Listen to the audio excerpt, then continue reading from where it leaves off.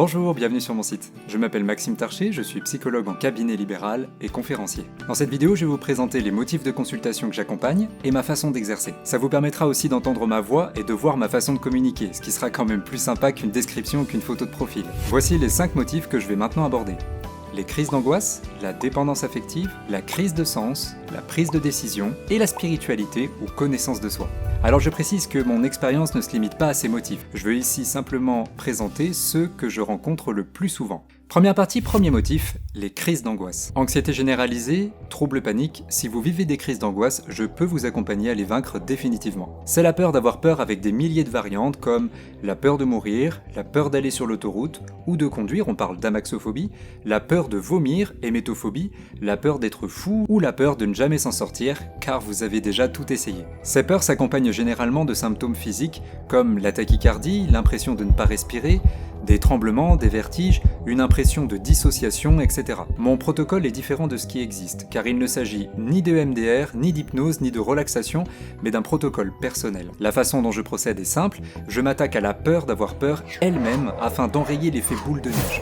Contrairement à d'autres thérapeutes, j'ai moi-même vécu des crises d'angoisse jusqu'à mes 20 ans, et je sais qu'on pense ne jamais en sortir. C'est pourquoi j'accompagne sur ce motif les personnes les plus sceptiques, celles qui ont déjà tout essayé et qui ont perdu l'espoir de s'en sortir définitivement un jour. Si vous voulez en savoir plus sur les motifs des crises d'angoisse et lire par exemple des témoignages, j'ai dédié une page complète de mon site à ce sujet. Je vous invite à aller la consulter, vous trouverez le lien directement dans la description sous la vidéo. Deuxième motif que j'accompagne régulièrement, la dépendance affective. Que ce soit dans les relations de couple, les amis ou la famille, c'est l'impression d'avoir besoin d'un autre que soi-même pour vivre.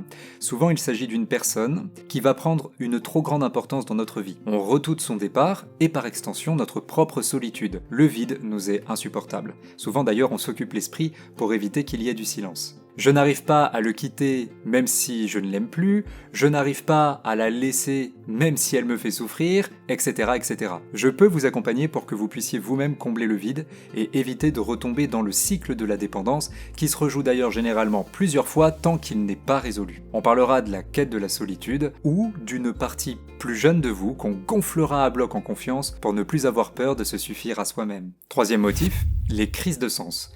Dépression, crise de la quarantaine, deuil, burn-out, changement de vie, crise identitaire ou crise existentielle, tout le monde va vivre plusieurs périodes de crise dans sa vie. Dans la langue chinoise, le mot crise est composé de 2 idéogrammes. Le premier caractère, danger, représente un homme au bord d'un précipice. Le second signifie opportunité ou chance. Car c'est aussi cela la crise, la possibilité de se reconnecter profondément à soi pour avancer. C'est le moment au choix d'oser enfin faire ce qui est important pour soi, de ritualiser notre passage d'un état à un autre, ou alors de marquer le départ d'un proche. Symboliquement, c'est comme le serpent qui change de peau, ou la chenille qui passe à l'état de chrysalide ou de papillon. Si vous traversez une crise, je peux vous accompagner pour qu'on en comprenne ensemble son sens, s'il y en a, il n'y en a pas toujours, ou mettre dessus du sens, si besoin. On peut aussi réfléchir à un rite de passage pour tourner une page et intégrer profondément ce que la crise nous invite à lâcher.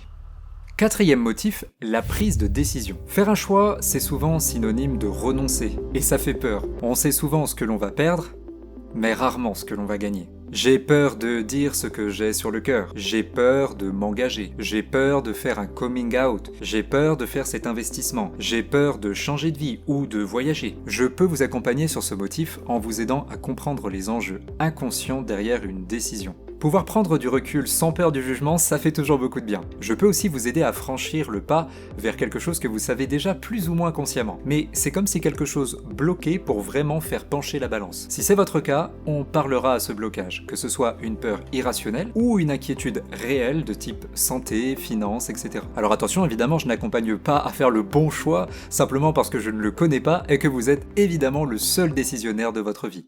Cinquième motif, la spiritualité. Chacun possède sa propre définition de la spiritualité. Je vais donc repartir de la racine latine, spiritualis, qui signifie littéralement la vie de l'âme ou ce qui est relatif à l'esprit. C'est tout l'objet de ce motif, redonner de l'âme entendez du sens, de la valeur, à ce que l'on fait et à ce que l'on devient. Ça peut être par exemple réfléchir à notre place en tant qu'être humain et en tant qu'espèce. Pensez le fameux « qui suis-je ». J'accompagne sur ce motif ceux pour qui ces questions sont importantes. Typiquement, ça va être ceux qui affrontent de terribles épreuves, ceux qui se sont confrontés à eux-mêmes lors de voyages intérieurs, les personnes en fin de vie ou en quête de sens, ou alors les expériences dites extraordinaires de type expérience de mort imminente par exemple. Ce type de demande emmène souvent sur des échanges profonds sur le sens de la réalité que nous vivons, des échanges remplis de bienveillance, desquels émerge parfois une forme de sagesse commune qui va nourrir l'âme et le cœur.